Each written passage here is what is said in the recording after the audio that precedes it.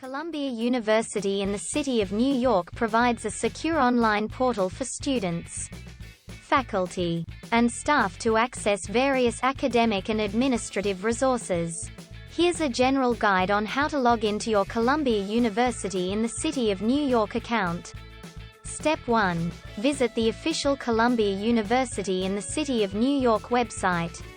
Open your preferred web browser and go to the official Columbia University in the City of New York website by typing the correct domain name in the address bar.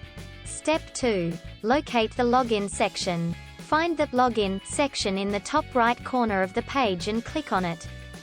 Step 3. Enter your credentials. You will be directed to a page where you'll need to input your username and password. Your username is typically provided by Columbia University in the City of New York and is unique to you. Your password is your confidential code. Step 4. Click Login. Once you've entered your username and password, click on the Login button. Step 5. Access your account. You will now be logged into your Columbia University in the City of New York account, granting you access to various services and resources. Troubleshooting tips for accessing the Columbia University in the City of New York account.